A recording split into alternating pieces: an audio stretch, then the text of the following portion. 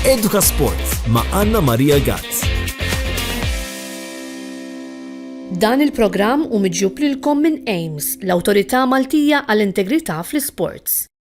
Insellem is-semmija kollha ta' RTK 103 u nilqakom għar-raba Programm EdukaSport. Programm li żgur naħseb issa drajtu sew il-format tiegħu fejn hawnhekk fl-istudios miegħi ikun hawn mistiedna illi magħhom niddiskutu suġġetti relatati mal-isport. Però tafu wkoll illi fl-ewwel parti tal-programm, fl-ewwel ftit minuti tal-programm aħna naddulkom ftit informazzjoni dwar kif intom stess tistgħu issiru aktar attivi, kif tistgħu tinkludu dejjem aktar l-attività fiżika fir-rutina tagħkom ta' kuljum. Nixtieq ukoll li nkompli nirċievi aktar minn għandkom. F'daw l-aħħar 3 ġimgħat kemm ilu għaddej il-programm intom battulna wkoll l-opinjonijiet tagħkom, tajtuna wkoll xi suġġerimenti, kellna anke min issuġġerixxa mistiedna li jixtiequ illi jaraw hawnhekk, li jisimgħu hawnhekk fl-istudju u aħna nassigurakom li qegħdin nieħdu nota ta' dan kollu. Kif tistgħu tagħmlu kuntatt magħna? Ovvjament permezz WhatsApp number tagħna li huwa 792338 u intom hemmhekk tkunu tistgħu tgħaddu s-suġġerimenti tagħkom. Fakkarkom ukoll li apparti fuq ir-radju intom tistgħu issegwu dan il-programm li jkun qiegħed jixxandar live stream fuq 103.mt. Il-programm EdukaSport, programm li huwa sponsorjat minn AIMS, l-Awtorita Maltija għall-Integrita fl-Isport u minn hawnhekk jiena nirringrazzjahom illi ta' kull ġimgħa jiddiskutu miegħi x'ħankunu qegħdin nitkellmu dwar dan il-programm kif ukoll jagħmlu kuntatt huma wkoll ma' mistiedna li jkolli miegħi hawnhekk fl-istudju. Fuq nota personali permettuli nirringrazzja wkoll lill-isponsor personali tiegħi EdukaSport ta' raħal il-ġdid.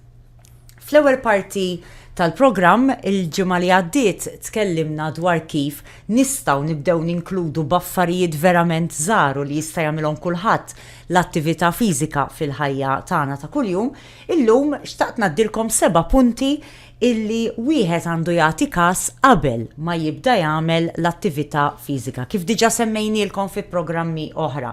Meta inti se tibda tagħmel attività fiżika b'mod regolari, importanti li tieħu il-pariri ta' nies esperti f'dan il-qasam kif ukoll pariri forsi tat-tabib personali tiegħek. U fil-fatt fil-qosor dawn is-7 punti li inti għandek tagħti każ huma l-ewwel nett l-istorja medika tiegħek. Jekk inti tixtieħu xi mediċini ta' kuljum, jekk inti xtara forsi side effects li qed iwasslu minħabba dawn it-tip ta' mediċini u inti dejjem għandek tgħaddi din l-informazzjoni kemm li trainer kif ukoll lil tabib tiegħek.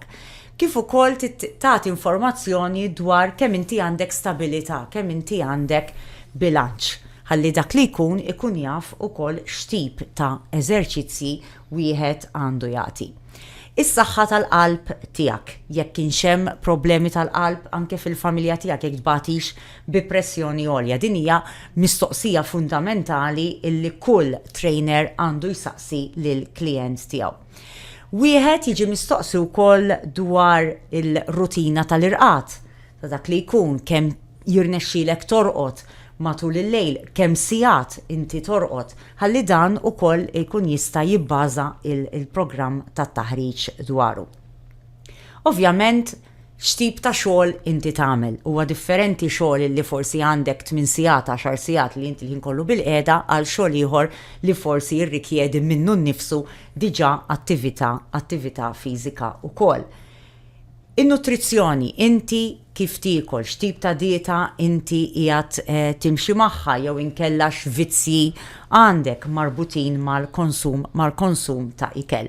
U fl-aħħar nett ovvjament mistoqsija importanti ħafna inti għaliex qed titħajjar li tibda dan il-programm ta' eżerċizzju u attività fiżika. X'inhuma l-għanijiet? Titlef il-peace, tikkontrolla forsi ċerta kundizzjoni, tixtieq li tibda xi forma ta' kompetizzjonijiet. Dawn huma kollha mistoqsijiet li inti aħseb dwarhom mur preparat ħalli kemm meta tmur għand it-tabib personali tiegħek biex jagħtik il-go ahead li tista' tibda l-attività fiżika kif ukoll meta tmur għand il-trainer, il-coach li se jibda jagħmillek dan it-taħriġ inti tkun diġà preparat għal dawn it-tip ta' mistoqsijiet.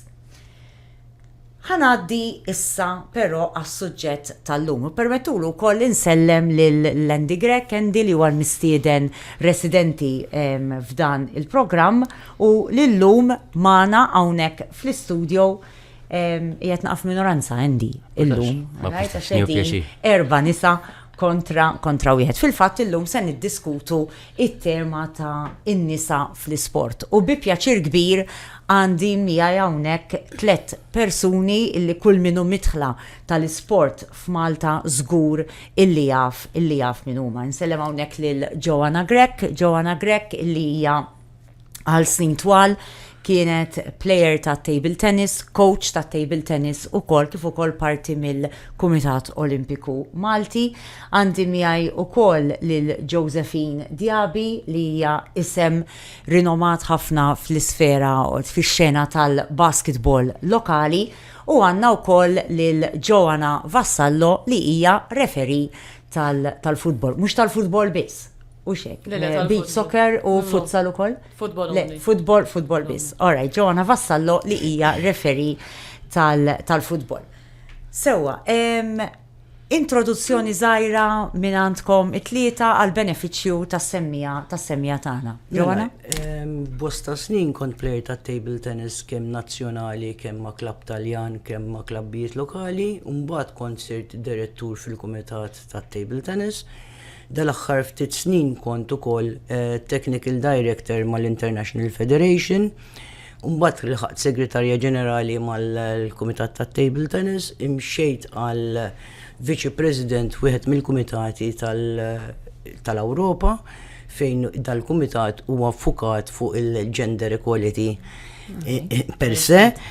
U għarġajt ħirġ kandidat, għarraġaw saqsewni biex noħroġ kandidata l-4 snin li jmiss u currently jiena l-U Director tal-Kumitat Olimpiku Malti. Dak huwa in a nutshell minn 1980 sal-illum kif qed qegħdin. U nikkoċja table tennis kemm mal-Special Olympics u head coach tal-Special Olympics, u mal-klab tiegħi personali li għandna bħala VO nagħtu servizz biex nintegritaw kemm atleti ta' diżabilità, kemm atleti li jiġu hemmhekk biex jagħmlu qatt fiżiku u kemm ukoll għaċ-Champions League tal-Ewropa, ġifieri għandna programm sħiħ u mimli.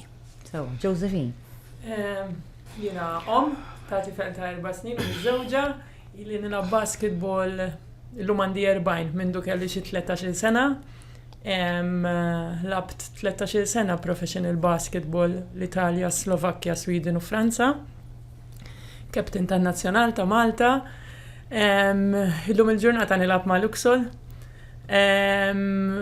Minna ftit ieħor ħanibda nikkoach anke tfal żgħar waħdi, nagħmel sessions għalija bħala coach minn 4 sa 6 snin, l-età tat-tifel tiegħi bażikament biex ninvolvih ukoll. Dak bażikament. Ħajti bażikament xogħol, basketball u t-tifel. U inti parti minn Aims. Aims, eżatt, u naħdem Aims, eżatti. Sewa. Eżatti. Joanna. Mela jiena Joanna Vassallo, għandi 31. Studjajt bħala teacher tal-PE, imma qatt ma mort nagħmel il-PE, għax kelli opportunità li nidħol f'aviation, kont għandi 8 snin, u spiċċajt nagħmel il-cabin crew kif ukoll il-piloti. Bħala karriera tal-football, bħala referee li 10 snin, this is my 11th season. U from January 2024, it-tliet international referee, so now I'm FIFA.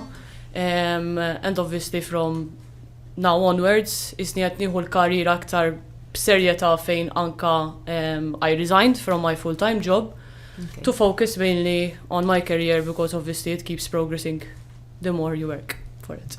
So Sewa, 3 mistiedna Andy, interessanti ħafna u żgur li għal-benefiċċju tas-semmija se jagħtuna l-isport illum mill-lenti kompletament differenti, però illum ninsabu 2024 għadu relevanti li nqogħdu niddiskutu u nagħmlu programm tal-isport biex niddiskutu n-nisa fl-isport. X'taħsbu? Jiena nemmen li relevanti ħafna il għaliex meta ħan nitkellem għala Joanna Open, meta inti għandek il-Parlament tal-Governanza ta' Malta qed jagħmel il-kwota biex jidħlu n-nisa fil-Parlament, qed jurik kemm għandna x'naħdmu biex in-nisa jiġu iktar forward. Però jiena nemmen ukoll li bħala pajjiż imxejna baqgħandna fejn nimxu u meta inti bniedem jieqaf jaħdem huwa meta jibda jaqa' lura għax ta' madwarek jimxu l-qudiem u inti tkun bqajt status quo. Millek ikun hemm differenza ta' 5%, 10% bejni u bejn l-Ingilterra, l-Italja, Franza, jekk jingħad ħdimt biżejjed huma ħajmxu l-qudiem u dak il-5% ħarġa jiġik 20%. Mela inti ma tista' qatt tajt għamilt biżejjed u m'għandix għalfejn għamil daw il-programmi. Daw il-programmi huma importanti, daw huma il-programmi huma fejn ikun hemm dik it-tifla żgħira, dik it-tfajla fejn inti tajt ara dik waslet ħa nipprova nagħmel bħala u hi tiġi l-qudiem u bl-abbilta tagħha tilħaq. Nagħtakom. Jiena naqbel fejn Joanna qalet l-improve jajna f'din is-sitwazzjoni, naħseb sirna ħafna ħjar minn qabel. Ma ovvjament għatmu bizzejiet, naħseb in-nisa dejjem fl-isport dejjem għandhom inqas attenzjoni. Naħseb iktar milli bħala sport in ġenerali. Naħseb fil-football jagħtu ħafna importanza lill-irġiel. Sa jiena basketball nilab, għandna programmi tal-basketball fejn kif nista' nispjega. Jagħtu mhux feedback. Il-percentage for il-showing view? Yeah, they show both of us. Kemmen, anka nisa. So, dak il-program 3-pointer. U jien ġili waqfuni nies jgħiduli rajtek, nibda ngħid id-lamila, saqasi ma nkun naf lidert u daqqa jgħiduli fuq l-isport. So, hemm bżonn programmi biex inkomplu nippromovu n-nisa fl-isport, imma naħseb to be honest, we improved a lot. Joanna, fil-qasam tal-futbol, nazzarda ngħid li, Josephine qalet jagħtu iżjed importanza lill-irġiel u veru, anke meta tara aħbarijiet tal-isport tara iżjed futbol tal-irġiel. Però nazzarda ngħid li barra minn Malta, it-tfajliet Maltin qegħdin jagħmlu iktar suċċess, jiġri hawn numru sabiħ ta' tfajliet Maltin illi bħalissa qegħdin jagħmlu esperjenza barra minn Malta. Kif tara inti minn naħa tiegħek? From their own achievements, they are showing that there is a way forward for women, especially in the role of a woman, għax illum il-ġurnata anka the purpose of life inbidlet, ma dix li l-mara bil-fors trid tkun id-dar u tgħix familja, but also if she has a career and she has the potential, għandha fejn she progresses and she fulfills what she wants in her dreams. Ġifieri minn dak l-aspett li anka pala mara, ma dix li bil-fors mara tkun il-mara tal-familja, pero jista' ikollha wkoll il-progress fil-karriera tagħha, ovvjament jekk she wants that career in her favor. Fuq dal-punt, Josephine, Joey, insomma, aħna xogħol ngħidu Joey. Tista' forsi tgħidilna ftit żgħira inti l-ġurnata tiegħek meta jkollok it-training. Pereżempju naf li s-sena l-oħra l-Luxol għaddew sal-finali kellhom il-playoffs u rebħu. U kellkom 3 lobiet fil-ġimgħa, sew? Kien eżatti. Tista' tispjega li mhux li insomma lil kulħadd. Lil kulment jisma' jkun. Kif kienet il-ġimgħa tiegħek? Bażikament fil-għodu rrid inqum immur għax-xogħol xorta. Nieħu t-tifel l-iskola bil-ġen sħiħ ta' fil-ħodu, un bad kif il-lessi mill-xalli rrit niġri mur nippikjaħ mill-klab 3-16, by the way, ġili għamel sali 4-4 semmek, un bad rrit niġri l-estilu l-ikel, un bad jiġi r-raġel il-xol, jien indimit rrit niprofa, għax inti mandekx il-ħin tal-loba bis, inti titkun fil-kort, għandek sija qabel. So, un bad you make sure li tasal għax ħabba traffic, għat ma taf kifinu, imbiddel ma' raġel, immur l-loba, nilab il-loba, jekk nitlef immur id-dar indannata. Mbagħad jieħel kulħadd miegħekom, mbagħad jibda xinaqa ġlieda ma' raġel l-ewwel mbagħad jeħenna tifel ma' rasi, imma jekk kollox ikun sew tkun ħafna differenti l-istorja. It takes a team. It takes a Yes, team. anka Ġifieri dar, team. bażikament, tim ieħor id-dar, Tim ieħor. literalment, u sfortunatament, naħseb anka tad-dar it-tifel jissagrifika ħafna ħin li ma jkunx miegħi, jien xi kultant inkun sejra training inkun qed insuq u nibda nħossni guilty. Nibda ngħid miskin sakemm qed nilab jiena għax jien inkun ħirġa ġieli u jibda jagħmilli mami, don't go basketball. Dan qed jitlef ħafna ħin li jiena nista' nqatta miegħu. Ma for me it's difficult to just stop. And I think for him it's important to see me going. U eżempju li nagħtu l-tfal tagħna L-tfal, wkoll eżatt. li inti alright, inti jekk forsi għadu żgħir 4 snin, eventually Mela. you will become his role model. U Eżatt. xejn ara l-mami tlaħħaq ma kollox u l-mami tagħmel xi ħaġa li hija healthy li għandha hija ta' Eżatt. benefiċċju. Ġifieri le, mhux qed ngħidlek tħossok Eżatt. x'gilti hija Le, xi ħaġa le, normalissima, normali normalissima naħseb, din. normali, Ma għax jiena anke naħseb nitkellmu. l-eżempju li nagħtu l-fatt li inti taħdem, li lu xorta tmur tippikja Eżatti, l-iskola, eżatti. eċetera. Ġifieri jiena naħseb dak huma lezzjonijiet tal-ħajja li Eżatti. għat-tifel eventually. Ħankompli fuq din il-punt. Però li nixtieq nżid ma di aħna inti qed tħossha diffiċli li ħallejt it-tifel, mort ix-xogħol, mort il-basketball, ħallejt it-tifel l-ewwel hemm bil-ġennu b'kollox. Imma meta inti tqis li fi żmien l-antik ir-raġel tad-dar bir-rispett kollu lejk kien joħroġ filgħodu. Immur għax-xogħol, immur il-kumitat, jew imur jittrejna, jew whatever, u jiġi u jsib it-tfal fis-sodda għax il-mara x-xogħol tagħha kien mas-sink u tuħu ħsieb it-tfal. Illum qed nirrealizzaw li hemmhekk hija parti wkoll mill-igwaljanza li inti ir-raġel tiegħek ikollu jmur id-dar u jagħmel xogħolok. Anzi qed tgħinu. Eżatti. You know, da huwa punt pożittiv. Eżatti. Għall-ewwel darba dis-sena waqt l-Olimpjadi inti kontu hemmhekk u xogħol. Għamlu Child Care Center within the Olympic Village. Ma nafx ġifieri x'taħsbu fuqha. Very nice. Very nice. My opinion is split, ankor honest miegħek. My opinion is split also, but that shows you il-punt li għatjien li r-raġel kellu l-awtorità joħroġ minn barra minn filgħodu u jmur id-dar bil-lejl u s-sibit fall-lesti fis-sodda. Mentri l-mara ikolla biex tmur l-Olimpjedi tittija servizz biex tuħu tfal magħha. Dik huwa l-punt importanti. Naqblu. Però jista' jkun li kien hemm atleti rġiel ukoll li rridu jieħdu tfal. Għalfejn qed nikkonkludi jiena minn ħaġa li naħseb- jinfetaħ biss għan-nisa. I mean, Naħseb xaġa pozittiva minna hija li you are actually taking your kid with you to show him or her what can be involved in his life if they work for it and they want to become athletes tomorrow. Ġifieri, I don't see it as a disadvantage, anzi naraħħa xi ħaġa vera sabiħa xina kieku għandi ommi. Eżatti. Eħtuħu sem fl-Olympics għalija kienet xi ħaġa kbira, anke l-fatt li qiegħda ġol village għax għad min jaf x'atmosfera hemm ukoll, ġifieri tintaqa' ma' nies, tintaqa' ma' different cultures, so naħseb minna tieħu That is a ħafna affarijiet li That is the positive side, but there is also a minus to it. What if you are preparing to go to a race and your child Get sick. gets sick? Yes, that's and my you get the concern. call. How much can you focus?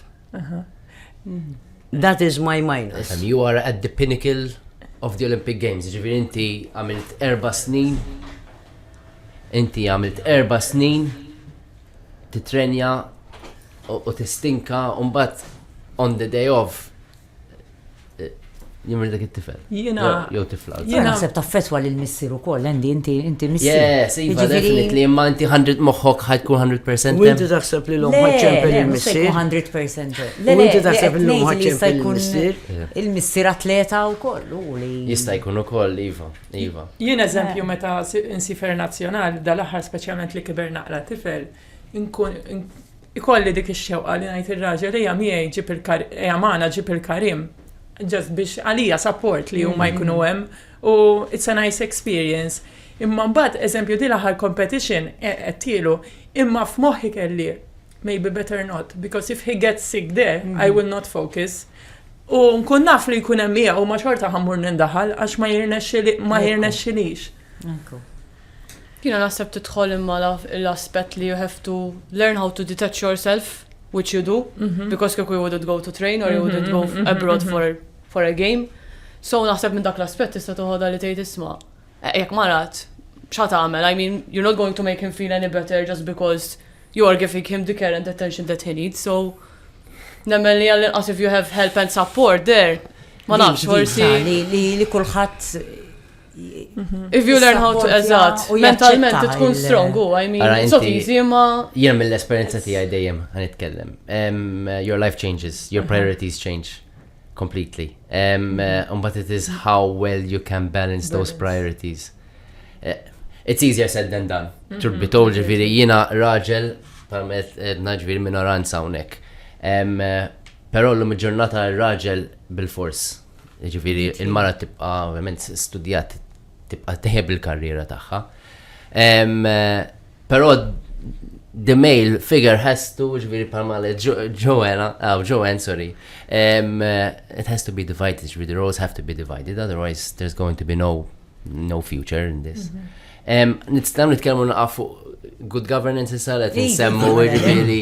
Mela ippermetti li ħalli ngħaddu għal riklami għax wasalna eżattament fin-nofs tal-programm ħalli mbagħad neqilbu kemm xejn id-diskussjoni. Mela ħanaddu għal ftit riklami ibqgħu magħna nkunu lura magħkom dalwaqt. EdukaSport ma' Anna Maria Gazz. Dan il-programm miġġub lilkom minn AIMS, l-Awtorita Maltija għall-Integrita fl-Isports. Lura għal programm EdukaSport fejn illum qegħdin niddiskutu in-nisa fl-isport flimkien mal-mistiedna tagħna. Nfakkarkom il-mistiedna li għandi miegħi fl-istudju għaw Andy Grech bħala l-mistieden residenti u rappreżentant ukoll tal-AIMS l-sponsor ewlieni ta' dan il-programm. Għandna magħna ukoll lil Joanna Grech li hija isem rinomat ħafna fil-qasam tal-table tennis, Joanna Vassallo li hija referee tal-Football u Josephine Diaby li hija player tal-Basketball. Andy, fl-aħħar tal-ewwel parti tal-programm xtaqt li staqsi xi ħaġa dwar il-governanza u xek. Mela, ħanaqra żewġ tliet sentenzi fuq xi ħaġa li qed jagħmlu l-Awstraljani bħalissa. Bl-Ingliż. Mela, Australia is leading the way. Having recently announced that from 2027, they will require all national and state-level sports organizations to have an equal split of men and women on their boards. Organizations that don't meet this requirement will be at risk of having their funding withdrawn. Mela, mistoqsija tiegħi lejn Joanna. Joanna, inti bħala amministratur ġifieri table tennis, local and international, u MOC tieħdu ħsieb ħafna assoċjazzjonijiet u Malta. Din xi ħaġa bħal din tista' sseħħ Malta?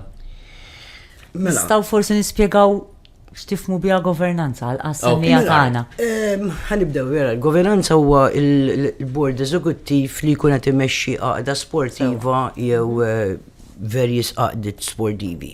Fil-każ tal-Kumitat Olimpiku aħna din 50-50, però il-requirement mill-IOC li nippruvaw nfittxu li jkun hemm 25%.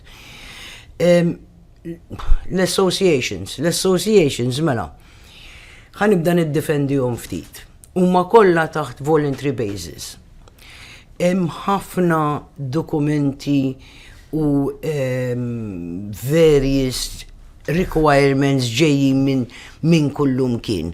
Kważi saret diffiċli biex issib biex taqqat kumitat. Aħna ovvjament nippruvaw dejjem bħala Kumitat Olimpiku inresqu l-bara li tiġi forward u tuħu parti minn daw l-associations. Infatti on the 4th of October għandna l-Gabriella Muller ġejja hawnhekk. We are proud to say li kellna nagħmlu cut-off għax ġew forward iktar minn 30 mara biex jitdu daw il-kors, fejn il-kors jista' jattrezza l-30 mirruħ biss. U dan lan li ġebna l-Gabriella Muller fejn il-Presidenta tal-ITTF. She's a professional coach from Switzerland to help women come forward for leader positions. Jiġifieri l-parti tagħna tal-Kumitat Olimpiku qed nippruvaw nagħmluh bħala Women's Commission. Insellem il-Chairperson Dr. Luciana Tard li rnexxilha ġib persuna bħal dik ġewwa Malta u tagħti tal-kors. U jkun hemm iktar follow-ups warajh. L-associations huma kif għadna tant hemm paperwork isir illum li huwa diffiċli anke kważi daqqat kumitat. Għandna kumitati fejn qed jiġi immexxi minn nisa biss qed immorru tajjeb ħafna, nsellem il-taekwondo. Għandna kumitati bħal karate li huwa bilanċjat bejn nisa u irġiel, u mbagħad għandek kumitati fejn għandek mara waħda jew żewġ nisa out of 10 fejn il-bilanċ mhuwiex tajjeb kif nixtiequ. Mbagħad għandek kumitati oħra fejn huwa biss irġiel biss. Issa jiena nemmen ultimately kumitat għandu jiġi elett bl-abbilta u mhux bis-sesswalità. Però meta tħaltin l-ewwel darba fi kumitat ta' table tennis director, just a simple director, kont ġejt iffaċċjata bi bord ta' irġiel fejn qalu li isma' t-teja hemm wara tista' tibda tagħmel it-te. U jiena dort fuqhom dak il-ħin stess qatlu ħadd ngħid sokkor bil-ħalib tal-bot. Jekk jogħġbok għamilili. Jekk jogħġbok ma kienx jafu eżatt. I was always the quiet person, but I always spoke my mind. And where I made a mistake, I am ready to say, listen, I made a mistake, jaraw kif ħan irranġaw. Ija il-fatt li rridu li n-nisa jidħlu fil-komitata, pero jina nemmen ħafna wkoll bl-abbilta. Imma rrid nemmenu irrid insaqsi lill-irġiel hawnhekk fejn hemm influss ta' irġiel iftħu l-bibien u aċċettaw l-idea ġodda u l-idea tikbar. Tinsewx li l-popolazzjoni ta' Malta jekk hija 100 persuna u qed taċċettaw biss dak il-50%, inti qed tuża l-50% potential li għandek. M'intix qed tuża l-100% u tesselektja aħjar. Super. Joanna, inti referi tal-Football, ġifieri ambjent li huwa dominat żgur mill-irġiel, anki fil-grounds, ġifieri orajt ikun hemm nisa li jattendu bħala spettaturi, però l-maġġoranza nudli nqogħdu nieħbew wara subha l-istatistika hemm li jkunu l-iktar irġiel. Kif tħossok inti ħirġa nafu wkoll li diġà qiegħda tkun bħala r-raba uffiċjal waqt il-lob tal-kampjonat Premier, ġifieri. X'inhi l-esperjenza tiegħek? Fin bħala esperjenza jiena growing up dejjem kont imħalta mal-boys, ġifieri jiena li raġel u mara hija l-istess ħaġa. Kif qalet Joanna, jiena nemmen li meta għandek professjoni m'għandekx tiddistingwi persuna mis-sess tagħha, però mill-abilità tagħha. Ġifieri jiena xi nidħol ġo ground ma noqgħodx ngħid isma' għax qiegħda fil-kampjonat tal-irġiel jew tan-nisa. Jiena noħroġ fil-ground u there it's a women's match or a male's match, fully focused, and it's like a final each time, jew jisom tawni jenna fi Champions League fidejja tifimni għax inti jekk ħatoqgħod toħodha anke bħala il-level tal-futbol, m'intix ħatati 100% tiegħek. So every match is important because depending on your decisions or anke the way that you manage the match, it can obviously outcome the result or the impact on the match. So that is my experience. Tkun ir-reazzjoni tal-players. Fimni, naħseb illum il-ġurnata li inni 10 snin drawni. Drawk, sewa. Għaxana u koll, it depends on the style, on the character of the person, ġifiri by time, minni xet nejdak li dejjem kont perfetta xina, once again, I mean, mill-izballi titallem u jekk ma tirriflettix fuq dawk l-izballi għat ma tista' tikber. Li għatat dirit namel, ġifiri l-affarijiet għat minti the best of your best. There is always room for improvement. Ġifiri, minn dak l-aspett taħseb jiena ġejt aċċettata f'ċertu lobbiet. Kollok challenges sakemm ovvjament you find your own ground, speċjalment jekk pereżempju issa li qed inkun fort official u għadha pitada forsi nibda nirrefja wkoll il-Premier, ħajkun hemm naqa until they gain the trust in you and whether they can, see you as a professional official. Ġobni semmejt punt illi jaċċettaw l-istil tiegħi bħala referi, x'tejt biha dik il-kelma. Kulħadd għandu stil fis-sens fejn joħroġ il-karattru. Għaxan it's all about decision making. So the way that I decide on certain things, all right, black on white hemmhekk qiegħed. Lots of the game kulħadd jista' jkun jafhom, but it's how you implement them in the match. Qed tifhimni, ġifieri what is the match expecting, what are the supporters expecting, what is the team expecting, fimtu ġifiri jitlu ħafna technical involvements li it's all about critical thinking, tifimni, and what you accept and what is your tolerance level. How the way that you go about with a player. Ġifieri anka pereżempju jekk jien naf ma dal-plejer naf li jekk ħanitħaqlu jew pereżempju nieħdu naqa' easy, naf li forsi I can gain him on my side. Aħjar mill-immur u ngħidu isma' li tersaqx lejja jew li tkellimnix qed tifhimni għax imbagħad toħroġ ċertu arroganza. So you have to also know how to handle characters as well, għax inti certain behavior, certain dak kollox. It's all different. Fakkarni fit-teacher fil-klassi, tfal, ċertu tfal mis-seba joħdulek. U oħrajn illi titkun naqra sewa. Andy, yes. Mela, kemm again ninsaqsi għax daw l-affarijiet ma tantx nitkellmu fuqhom. Inti issa bħala ġifieri referee, kien hemm momenti fil-karriera tiegħek li jinnaf meta kont kien hemm logħba ġifieri high stakes, jinnaf kien hemm xi kummenti mill-players, mill-coaches, anke ovvjament mill-spectators ukoll li affettwaw b'xi mod? Ħanejdlek, ċertu kummenti ħajaffettwak x'inqada bħalma jien naf tuħu żball f'deċiżjoni jew inti minn għalik rajt mod jew forsi wara mbagħad tmur id-dar u tibda tgħid dal-penalty pereżempju kif immissjajtu jiena għalfejn ma kontx hemmhekk.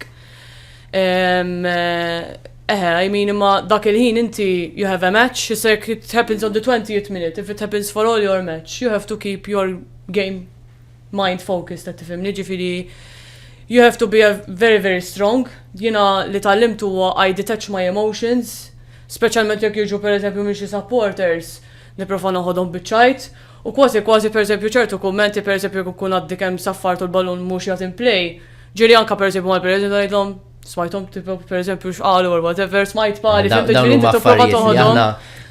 Ma nismawhomx fuq it-television. Tipprova toħodhom with a pinch of salt, qed tifhimni l-affarijiet għax hekk ħatmuru ħatħallihom jaffettwawk. Then it will affect the rest of your decisions for the rest of the match u iktar ħatwaqqa l-logħba fuqek, jiġifieri mentally you have to be very, very strong and you have to have, I think, a sense of humor li inti forsi toħroġ minna u dejjem tara l-positiv minna. Tattika tajba. Kellek xi forsi kollegi li għaddew minn xi ħaġek? Ifimni, kelli u qed ngħidlek anke jiena forsi ta' ġifieri mhux qed ngħidlek imur id-dar u nkun okay. Verbal abuse aħna qed nitkellmu waqt il-logħba. Jkun hemm ovvjament verbal abuse dak xi kultant ma tistax twaffqu, ovvjament jekk ħajkunu uffiċjali li huma part of the game, ħatuħu azzjoni, għat tifimni. Pero again, tuża u kol moħħok, għax jekk smajta għand bismot, u jekk smajta u kulħadd samaħħa, mbagħad mod ieħor għat tifimni, ġifieri, u mbagħad it all depends on how you would take the action. Ġifieri if you take the appropriate disciplinary sanction tipu għalija l-affari, hemmhekk ħaturi that this is your personality li isma' taqbis li ġdallajn, jew inti ma tistax tagħmel li trid bija, tifhimni. Pero going to your question, I mean, tmur id-dar, mintix ħatkun okay, ħatibqa taħseb, jiena li nagħmel nirrefletti għalfejn forsi ċertu kummenti saru, x'għamilt jiena that led to people's perceptions. That is a professional mindset. That is a professional mindset. Social media tara? Ma tantx nipprova I exclude myself from it, to be honest, because obviously meta jiġi għal certain social media jiena nemmen li anka meta kont żgħira, we didn't need this. ċiri jena, I all depend on my own personality, kem jena strong, u I mean, I can't control people's minds, how they think about me or how they perceive my decisions or whatsoever, pero nemmen li xorta I am with an open mind, li nejt isma jekk ċertu kommenti forsi saru jew għandek ċertu opinjonijiet, ħanaħseb fuqhom, I weigh everything and I see what can be done in the case that obviously there needs to be an improvement or something that I can do better from my end. Kemm hawn referees hekk għall-kurzità, referees nisa f'Malta? Mela, f'Malta qegħdin 5. Għandna waħda minn Għawdex, għadha żgħira, she's still going on forward, Paula. Stefania Bonnici, dika tagħmel ukoll futsal u beach soccer, she's a FIFA beach soccer. U 3 l-oħra għadhom jibdew, so they are still in the recruitment system li ovvjament we are still need to be exposed with them, tipo xanka now they start to group us up u jkollna l-lob magħhom ħalli anke huma jiġibu l-esperjenza minna wkoll, ġifieri. U irġiel għandna dejja kemm hemm irġiel referees? Naħseb around 150 if I'm not 150. Iva, qed ngħid il-kulħadd qed ngħid. Ġifieri we're still far away from. Ekku. Josephine, xtaqt tinsaqsik ftit, l-esperjenza tiegħek ta' meta labt basketball barra minn Malta. Kemm hi differenza? Mela, differenti ħafna. U hemmhekk kont tilab biss. Professional basketball biss. taħdem Forsi jew kont nagħmel coaching ġo xi Okay. skola jew hekk, ma Ma dejjem xorta basketball. Yes. Ifhem differenti ħafna l-fatt li ma tridx tmur għax-xogħol diġà biżejjed. Kont inqum filgħodu bil-kalma kollha. Nieħu breakfast immur training, nerġa' mmur lura d-dar, norqod xi satej wara nofsinhar. Mbagħad inqum nisnekkja nerġa' mmur training, kollox bil-galbu, blar kif tiġi tibda r-rax tal-ħajja, totally different. Naħseb din ukoll hija meta tgħix dik il-ħajja, naħseb għax inti hawnhekk kien kollu għaddejja m'għandekx ħin biex tieqaf, meta tgħix dik il-ħajja għandek ħin għat-terapija, għandek ħin għall-mistrieħ, għandek ħin is-sajja li kell mhux li ssib jiġi quddiemek taqbad u tiekol. Il-fatt li għandek il-ħin tistrieħ diġà biżejjed. Kont nitrejnja darbtej kuljum, ġini anka tlieta, l-lob fil-weekend li kien dejjaqni meta kont barra x'ovvjament tkun qed tilab ma' f'kampjonat ħafna kbar minn Malta, so għandek it-traveling, dak it-traveling ġili jekk ma tkunx imdorrija jaqtak minn saqajk. Jiena ġili kont l-Italja kellna 12 hours drive. Oh my God, u trid tilab eżatt wara.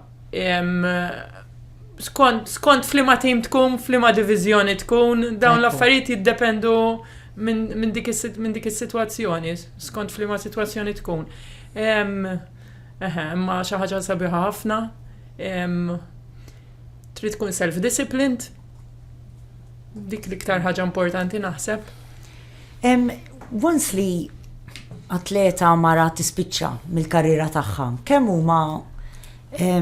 jeżistu l-possibilitajiet u l-opportunitajiet hawn Malta li anki jidħlu fil-qasam tal-coaching, pereżempju? Jiena naħseb li din il-domanda hija tiġi mill-individwu. Inti meta l-aħħar darba li lab tal-Malta kelli 42.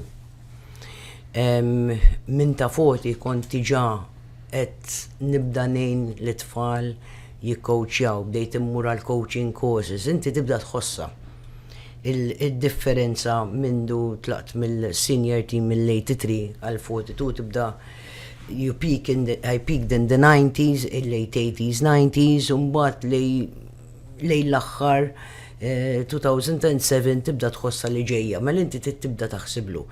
You have to make a decision 2-3 years before, tibda tajt jiena player stop, jew I want to give back lill-association what they gave me.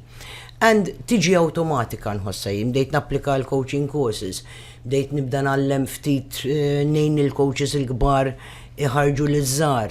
U automatikament it's a pathway li tibda ssib ruħek mbagħad tibdejt ninteressa ruħi fuq il-governanza tal-association. Bdejt inkun mbagħad rid noħroġ għall-international committees. I wanted to be a technical part of the technical team of the ITTF. Infatti jiena kont waħda li kont mort niċċekkja d-dawl ta' Beijing għall-Olympic Games għax kont edha fil-World Championships u fil-Board Management u kellhom ibidlu d-dawl kollha ħabba fija għax ma ċettajtilhomx. Yes, and the Chinese had to change every bulb in the hall. U inti ma tistax tidħol iċ-Ċina issa probably. Ma restawx. Le.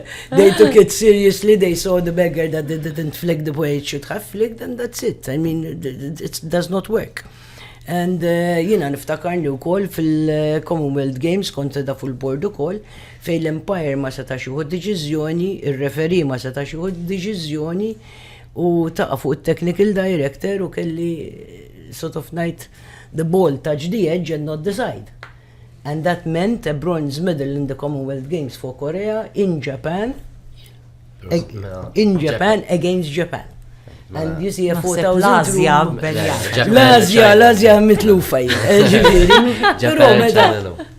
Pero għana mannix il-videoing pal-futbol u meta raw fu l-video raw li jina ħadd id-deċizjoni li kienet it-tajba. U jina mint li dikija d-deċizjoni, ġifri dawn huma deċizjonijiet fejn meta tkun plejer u tibda u tħossok il-karriera tiegħek qed tispiċċa u tagħti lura u tibda tinvolvi ruħek u jkollok interess ikbar li tmur korsijiet seminars tan-nisa, kont ukoll dħalt fil-commission tal-Women's Commission tal-Kumitat Olimpiku għadni magħhom. You want to give service and it comes within. Aw atleti li they pack their boots u jifqu hemm. Aw atleti li ma jistgħux jagħtu, m'għandhomx dak it-talent and they move on to another job. But I felt that I can educate, I can help, and I can be an administrator. So, yes, this is the pathway I want. Wasanna lej għall-axħar mistoqsija li xtaqt kumment minn għandkom kollha. Bħala sportivi li tgħixu hawnhekk f'Malta x'taraw li hija l-akbar problema li forsi stgħu tiltaqgħu magħhom u forsi x'jista' jsir b'mod differenti. Fil-qosor ovvjament għax wasanna wkoll biex nagħlqu. Mela, nsejbda? Andy qed iħarġlik. Le, ma jiena m'għandix biżejjed ħin. Inti ħaderġa tiġi magħna. Mela ħanibda jien, ħaninaqat ma' Joey li għadha kemm tajt li kienet tilab l-Italja, kellha kollox ippjanat whatever. Jiena peress li ħafni xjaħ minnek, kont nilab l-Italja wkoll, kont nilab Latina Ruma. Is-setup li jkollok il-coach tal-physical, il-coach tal-nutrition, il-coach tal-teknika u tat-tattika u li inti għandek programm whether relaxed, iffukata u inti s-sixth form hemmhekk ukoll għax kont mort ħafna ilu, ġifri 85 somewhere there. Mbagħad tiġi Malta u l-klabb għalmenu l-sport tiegħi, irrid immur narma għandi sija u nofs, irrid immur narma l-imwejjed, inżarma l-imwejjed, nagħmel il-warm-up, nagħmel il-training. It is tiring. It is tiring and it is too much of a short time. Il-facilities Malta żidna ħafna, m'għandix nikkomplejn għax vera il-stadiums, indoor, outdoor, swimming pools, whatever, żidna, però nixtieq nagħmel appell li l-iskejjel kemm tal-istat u kemm tal-privat jiftħu iktar il-bibin tagħhom biex iġelu l-isport isir eżatt wara l-iskola u hemmhekk nistgħu naqbdu il-kadets, iż-żgħar, il-babies mal-ewwel u ndaħħluhom fil-curriculum. Hemmhekk tkun il-futur tal-isport fejn aħna ħanikbru. Għax aħna rridu nibdew mill-babies. Ma nistgħux mort id-dar mużew privat dan armajt il-mejda ma tistax. Inti l-iskola spiċċat fis-satej, għandek satej training ta' various sports. Mbagħad hemmhekk nibdew naraw ir-riżultati kbar u għamilna riżultati kbar u jistgħu jkunu ikbar. Josephine? Naqbel kompletament ma li qed tajt Joanna, inti tfal wara xi 6 sigħat bil-qiegħda, they need to move. Issa billi ħanġibu d-dar it-tifel u joqgħod jilgħab waħdu mat-toys quddiem it-television. Naħseb tagħmel ħafna sens li qed tajt u various sports and then you start assessing children like you can say this one would be good. Identification huwa suġġett li nixtieq li jkollna l-opportunità jiġi esplorat anke waqt xi programmi għax interessanti intom tnejn li intom semmejtu various sports. Ħafna tfal illum il-ġurnata għax intom qed jmorru d-dar speċi illum hawn ħafna tfal li huma membri ta' clubs u nurseries eċetera. Però jispeċjalizzaw mill-ewwel donnu fi sport wieħed sa meta żgħira ħafna. Ħan interrompik mill-istudju tal-U Director tal-Kumitat Olimpiku Malti, l-istudju li minna mal-barranin till the age of 16, a child should at least have 3 or 4 sports within his life. Ħani kwota li kien qal il-Technical Director tal-Awstralja, if there's a coach, female or male, that comes to me and tells me he has an 8-year-old and is a world champion, take away his job, għax ma jafx xinu jgħid. Għax int by the age of 13 dak forsi biddillek l-sport. Għalhekk inti tittati meta jkunu qed jagħmlu sport, let's say jinnaf ħansemmi basketball, inti meta tajt ħatibat it-tifel tiegħek basketball, speċjalment ta' dik l-età meta jkunu għadhom żgħar l-iskola, ħansemmi jinnaf from 4 to 10 years old. You need to make through the game of basketball they need to learn other stuff and have fun. It shouldn't be a one sport thing. Famosi fundamentals. Exactly. Fundamentals mixed with different type of sports. Fatti jiena ħansaqsi l-Gvern ta' Malta, l-Education Department, jgħidilna informazzjoni l-iskejjel tal-Gvern x'għandhom bħala equipment, x'għandhom bħala facilities biex aħna nkunu nistgħu forsi nibdew ngħidu isma' 4 associations morru din l-iskola. Intkom morru di għax għandhom hekk għax inti tkollok il-facilities. U hekk nużaw il-mudell tal-Amerika fejn after school u tal-Spanja, after school they do that 3-4 sports. And then we start picking talents here and there and mixing up.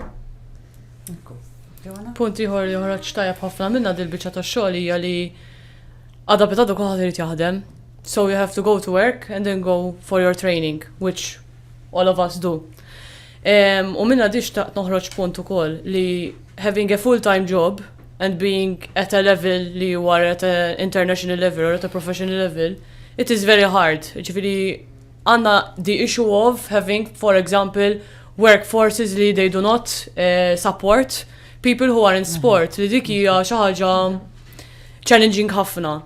Per eżempju, jenna forsi anka jkun hemm xi reduced hours or whatsoever, jkun hemm daqsxejn iktar affarijiet li huma essenzjali għal min jixtieq jieħu l-karriera tiegħu at a level li jixtieq ikompli jikber għax this is a career that keeps progressing. In my case, for example, as a match official, għandi fejn immur. And the moment li I saw isma, ġejt appuntata tournament, ġejjin bl-issues, jew irtuħu mill-leaf tiegħi, jiena I have no issues nuħu mill-leaf tiegħi, kont lesta li anka unpaid. Imma because it's from my end, mhux kulħadd huwa lest li jagħmel dawn l-affarijiet. U għalfejn għandina salf-punt fejn jiena qed nirrepreżenta lil pajjiż tiegħi, I am made to do this jew irid ngħaddi minn ċertu stress li jiena wasalt that I resigned and I said as long as I have money to pay my loan and money to pay my food on the table, I'm okay, laqwa li nara dal-investiment ħajkompli jikber u naraw fejn ħatoħodni fil-futur. U da kumment ukoll jiena nara ħafna fl-edukazzjoni, fl-institutions edukattivi wkoll, ġifieri jiena ikonna studenti li huma atleti li jgħidu li jiena ħajkolli nitlef dak l-ammont kbir ta' lectures jew ma nistax nagħmel l-eżamijiet għax jiena għandi naħseb lezzjoni sabiħa li forsi stajna tallimna miż-żmien tal-pandemija kien li llum jeżistu l-online, żurlu ma' min jagħmel degree sħaħ online, ġifieri għaliex jiena m'għandix nirrekordja lecture u nibata lill-istudent u mbagħad l-istudent atleta għandu jkun responsabbli biżejjed li jara dik il-lezzjoni, imma dak huwa topic ieħor. Topic ieħor nagħlaq fuq. U nagħlqu għax it-tekniku qed jagħmilna sinjali. Ifhem, illum il-ġurnata hemm pereżempju flexi scheme għall-atleti. It is private for private entities and it is for public entities as well. Ġifieri dawn jista' jieħdu up to, I think there are certain amount of hours that they can take. It depends on your sport, on your ability, on your ability as well. I'm going to add, għana minna criteria or matrices li mux any Tom, Dick and Harry can do it.